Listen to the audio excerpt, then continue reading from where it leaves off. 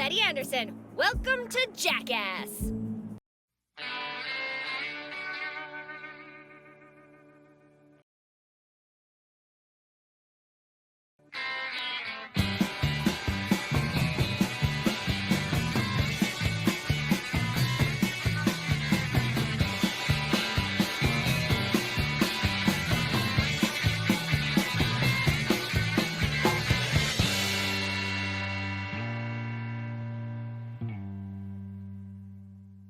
It's funny and just a bit tragic how the passage of time can sometimes prevent an otherwise promising-looking game from reaching its true potential. A little more than 5 years ago, I previewed 3 Minutes to Midnight for Destructoid at PAX East 2019. At the time, the point-and-click adventure genre had mostly been on ice, and the closure of LucasArts was still felt among not only genre fans, but especially Star Wars fans. I was excited that we might finally be getting a game that lived up to the legacy of classics such as The Secret of Monkey Island, Sam & Max Hit the Road, and Grim Fandango. In the intervening years before 3 Minutes to Midnight release, something of a miracle happened. Ron Gilbert somehow worked out a way to obtain the Monkey Island license from Disney and was able to make the official continuation of the series that he had always wanted to.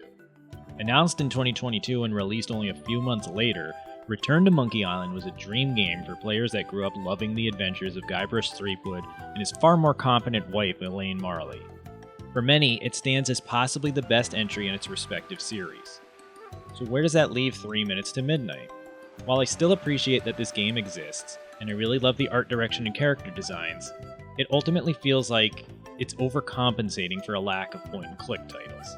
If we hadn't seen a semi-resurgence of the genre, having an extra-long adventure with tons of dialogue and bizarrely obtuse puzzles might have been a cool throwback. Since you can find not only a semi-official LucasArts title, but a plethora of other indie adventure games, 3 Minutes to Midnight mostly feels like it missed the boat.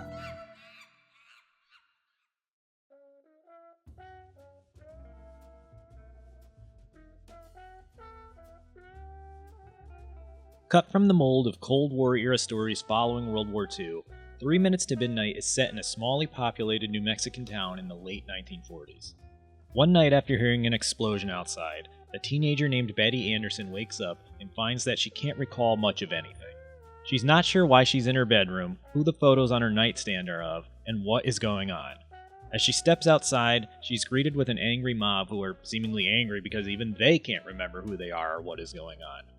It's with this general mystery that the story begins, and players are set out to figure out why an entire town of people have suddenly come down with a case of amnesia. It's not a bad hook for grabbing players' attention, and 3 Minutes to Midnight uses Betty's general amnesia to solid effect. Things like basic puzzles that any teenager would be able to sleepwalk through now become complicated efforts because Betty can't remember who one person is or where a specific building is located. It's maybe a contrivance, but one that isn't dissimilar to many of Alfred Hitchcock's best stories. It also helps fuel the paranoia that was prevalent in a lot of Cold War-based narratives. As my intro should have told you, 3 Minutes to Midnight is built as a loving tribute to the classic LucasArts point-and-click games. Players will navigate this small New Mexican town by pointing at different spots on the screen and clicking them to make Betty move. Interaction with other characters is done much the same way, and all dialogue choices are laid out neatly with clean text.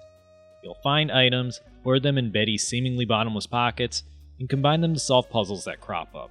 All tried and true stuff, especially combined with the irreverent sense of humor the game has. The main differentiating hook in 3 Minutes to Midnight is that the game has a ton of branching paths for its story. While the basic mystery has a set cause and you won't get completely different chapters or puzzles based on your actions, the way in which you solve certain puzzles in the game will change depending on how you make Betty act. An early example relates to a bunch of animals that Betty can talk to. It's one of her special abilities. If you're mean to them, they won't provide you with the items that make a particular puzzle a breeze, so you'll have to come up with an alternative solution. Most of the puzzles, in fact, have various ways they can be solved, meaning ingenuity and creativity become key components. Sadly, this also sort of backfires, as 3 Minutes to Midnight can then become a bit too strict on what you need to do. Without one set path, I suppose replayability is incredibly high here, but when you lock yourself out of a solution without knowing it, the most obvious answer then doesn't work. At one point, I happened to pound a downed warplane that had its propellers running, preventing me from passing. Since I had done some actions out of order and didn't exhaust particular dialogue options, the game would not let me proceed.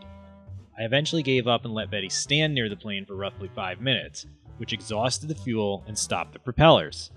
Sadly, there was nothing in the game cluing me into that as being a solution, other than looking at the achievement list. In my preview 5 years ago, I wrote about how 3 Minutes to Midnight didn't contain any kind of in-game hint system like the Monkey Island remasters, as the developers felt it made puzzles too easy. They instead worked on a system where you could talk to the various NPCs to give you some answers, but that idea doesn't pan out in the final game. While they sometimes will nudge you in the right direction, a lot of the time there simply isn't an option to ask, and when you're left with no one to talk to, figuring out which steps to make, or if you've even locked yourself out of an answer, becomes infuriating. That's not too dissimilar to classic point-and-click games, however. It would be really hypocritical of me to knock 3 Minutes to Midnight for being ultra faithful to LucasArts games when I still love those. The problem mostly arises when Return to Monkey Island included a much more organic hint system alongside its classic display of point-and-click aptitude. Ron Gilbert didn't feel the need to leave everyone high and dry figuring out how to combine a rubber chicken and pulley in his latest title, so it's sort of aggravating that Scarecrow Studios did for this. Again, that's not the worst crime in the world, and it could be forgiven once you know the solution. The biggest issue is that, following its opening 2 chapters, 3 Minutes to Midnight goes way too hard on dialogue choices and backstory. The entirety of Chapter 3, which I will be vague about to avoid spoilers, is essentially a prologue to the main story that has a whopping 2 puzzles in it. The gist of this chapter, which goes on for roughly 5 hours, is talking to NPCs and backtracking around the town. It's incredibly tedious and sucks all of the momentum out of the game. While I understand the thematic importance of that segment, and I like some of the character building it provides, an option to skip this entire chapter would have been nice. It could have also been condensed to better get its point across, without feeling as if the writers wanted to justify this game's existence by padding the length. Point-and-click games were never known for being incredibly short, but I can't recall one that lasts more than 10 hours. 3 Minutes to Midnight, on the other hand, can take anywhere between 15 and 20, and that's if you don't encounter some of the bugs that permanently lock puzzles or crash the application. A very generous autosave system prevents any serious setbacks, but it's truly maddening when you're doing exactly what needs to be done, and the game simply will not accept it since a small bug screwed things up. In the game's final 2 chapters as well, there are points where some puzzles will not trigger because you simply haven't exhausted one NPC's dialogue options, and at that point, I was done trying to give 3 Minutes to Midnight the benefit of the doubt. That might sound angrier than I intend it to, but the strict adherence to old school point-and-click design is what ultimately prevents me from enjoying the game more. On the plus side, the audio-visual aspects of 3 Minutes to Midnight are great. While I think the limited animation and the few cutscenes can be somewhat awkward, in-game it looks fantastic. It's especially a treat in 4K, where the art looks as if it's a matte painting. The voice acting, which is extensive, is all very well done, and there are some great background tracks. I really dug the soft guitars in the local high school, and some of the later tracks incorporate more modern sounds to contrast against some of the special visitors that sounds delightfully retro-futurist. The comedy might be grating for some, but I enjoy the fourth wall breaking and consistently dark humor. The problem with all of the voice acting winds up being that talking to people takes much longer than it needs to. Older LucasArts games got around this as there were simply text bubbles that you could read at your own pace, but 3 Minutes to Midnight winds up wearing you down with how chatty its NPCs can be. There is an option to turn off all voices, and you can thankfully skip through most dialogue by clicking the right mouse button, but the sheer volume of text is just exhausting by the end. That is ultimately the biggest problem I had with 3 Minutes to Midnight.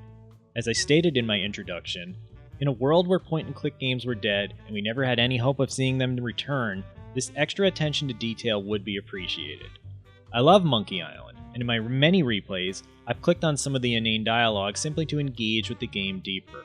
On a first playthrough, though, I'm only interested in what I need, and LucasArts never made things too lengthy. The dialogue made its point and kept you engaged. 3 Minutes to Midnight can just keep going and going at points, and you're never quite certain what you should be clicking on. Couple that with how some puzzles require you to listen through all of a character's dialogue, or that your obfuscated choices can affect certain puzzles, and it's just a recipe for frustration. Nothing here is inherently bad, but it has been done better, and those better games can be found on various platforms for cheaper. The game's price should not be the ultimate deciding factor, but that's a discussion for another day. I also don't think that $25 is overpriced or anything. Ultimately, I wanted to love 3 Minutes to Midnight, but it wore me down before the credits rolled. COVID really set some games back in more ways than anyone could have anticipated, and I feel that's the prime culprit here. If this was released just 3 years ago, it would have been seen as the shepherd of point-and-click adventure revitalization. Now that we have better examples of classic adventure games coming from indie devs, I'm not sure where I would rank 3 Minutes to Midnight. It was obviously lovingly crafted by a dedicated and talented team of developers, but they just needed to rein in their ambitions a little. Sometimes more isn't better. Even so, down the road when the game goes on sale and some better walkthroughs exist, I could see 3 Minutes to Midnight developing a cult following. It truly does feel like a classic LucasArts adventure game. It's just that Scarecrow Studios nailed that old school design philosophy too well. With some more modernization and a better hint system, this team could create something truly timeless. Hey everyone, this little addendum to the review for 3 Minutes to Midnight was added after I got done editing the video because a new patch for the game was released by Scarecrow Studios that addresses a number of the issues that I had with the game. While it doesn't seem like everything is fixed, there's now an option to highlight critical text, and apparently they're tightening up the text speed, so Chapter 3 in particular should flow a little better, and now that you know which dialogue choices trigger which sequence of events to solve puzzles, the game should be in a better state. I wanted to leave the review as is, because my first impression of the game is how I will remember it for the time being, and I do think that's valuable criticism for any projects moving forward. Needless to say though, if you enjoy the game, my review might not be entirely reflective of your experience, and I wanted to put this addendum in the video to show that I am paying attention to this game beyond just trying to make a quote-unquote negative review.